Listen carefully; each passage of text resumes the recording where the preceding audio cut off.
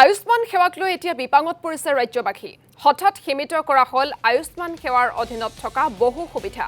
ব্যক্তিগত খণ্ডৰ চিকিৎসালয়ৰ পৰা কৰ্তন হ'ল আয়ুষ্মানৰ অধীনত থকা বহু ৰোগৰ সেৱা। তাৰ সমান্তৰালকৈ বিবৰুৱা কৰ্কট প্ৰতিষ্ঠানত পুঁজিৰ অভাৱৰ বাবে স্তব্ধ কৰি দিয়া হৈছিল আয়ুষ্মান কাৰ্ডৰ সেৱাসমূহ। এইফালে আয়ুষ্মান ভাৰত আঁচনি সন্দৰ্ভত মন্তব্য মুখ্যমন্ত্ৰী ডক্টৰ হিমন্ত বিশ্ব শৰ্মাৰ। নাৰ্ছিং হোমতহে প্ৰযোজ্য নহয় আয়ুষ্মান ভাৰত। চৰকাৰী হাস্পতালক শক্তিশালী কৰিবৰ বাবে এই ব্যৱস্থা লোৱা হৈছে। চৰকাৰী হাস্পতালত উপলব্ধ নোহোৱা সুবিধাসমূহৰ ক্ষেত্ৰত নাৰ্ছিং হোমতো প্ৰযোজ্য হ'ব আয়ুষ্মান ভাৰত। এতিয়া চৰকাৰী হাস্পতালত বৃদ্ধি পাইছে ৰোগীৰ চিকিৎসা।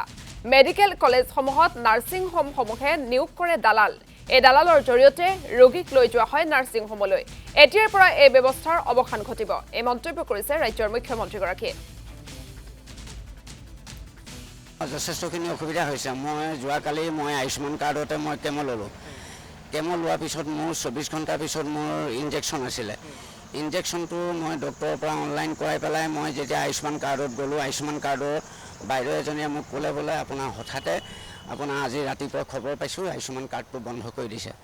বন্ধ কৰি দিয়াৰ কাৰণে তাৰপিছত এতিয়া তেওঁলোকক মই সুধিলোঁ যে উপায় কি, মোৰতো ইনজেকশ্যন আছে 24 ঘণ্টাৰ পিছত, গতিকে মইতো বেজীটো ল'ব লাগিব। তাৰপিছত বাইদেৱে ক'লে বোলে আমিতো ক'ব নোৱাৰিম, তেওঁলোকে চৰকাৰে বন্ধ কৰিছে যেতিয়া। এতিয়া আমাৰতো উপায় নাইকিয়া হ'ল, আমি উপায়বিহীন, গতিকে আমি কৰিম কি?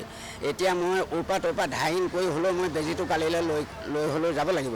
মই কওঁ যে কালি আমাৰ ইয়াত আয়ুষ্মান ভাৰতৰ কাৰ্ডৰ সম্পূৰ্ণ ব্যৱহাৰ যিসকল মানুহে পাই আছিলে সকলোৱে পাই আছে। কালি কোনো ধৰণৰ ব্যৱস্থাই স্থগিত হোৱা নাছিল।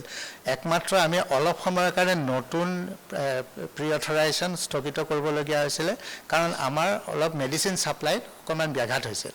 নাৰ্ছিং হোমবিলাকত তেওঁলোকে গোটেই আমাৰ ডক্টৰবিলাক গৈ এখন কি কৰি আছে।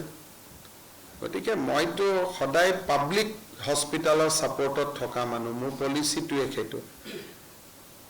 এতিয়া অহা কালিৰ পৰাতো নাৰ্ছিং হোমবিলাকত আয়ুষ্মান ভাৰত নচলেও, খালি হাৰ্ট চাৰ্জাৰী, নিউৰ' চাৰ্জাৰী এইবিলাকত চলিব। বাৰ্ণ চাৰ্জাৰী য'ত চৰকাৰী হস্পিটালত আমি সুবিধা দিব পৰা নাই।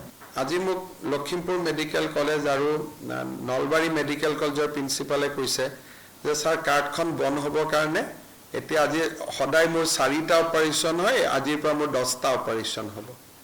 আৰু তেওঁ আপত্তি কৰা নাই 10টা অপাৰেশ্যন হ'ব বুলি, তেওঁ ভাল পাইছে।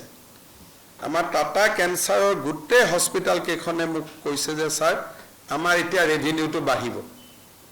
পেচেণ্ট নহ'লে চব ধৰি নাৰ্ছিং হোমত লৈ যায়। বৰপেটা মেডিকেল কলেজত এই সিদ্ধান্তটো মই কেনেকৈ ল'লোঁ? বৰপেটা মেডিকেল কলেজত যোনে পেচেণ্ট যায় নাৰ্ছিং হোম কেইজনে ধৰি লৈ গুচি যায়। চব মেডিকেল কলেজত কিছুমান নাৰ্ছিং হোমে দালাল এপইণ্টমেণ্ট কৰি থৈ দিছে, কয় ইয়াতো ফ্ৰী তাতো ফ্ৰী, গতিকে তালৈকে লৈ গ'ল। আৰু বৰপেটাত সিদিনা আপোনালোকৰ সাংবাদিকবিলাক আছিলেই, থাকোঁতে মানুহে মোক কমপ্লেইন কৰি আছে, ছাৰ ইয়াৰ পৰা পেচেণ্টখিনি গাড়ী দি লৈ গুচি যায়। গতিকে আমি সদায় চেষ্টা কৰিব লাগে চৰকাৰী চিকিৎসালয়বিলাক যাতে ভাল হয়।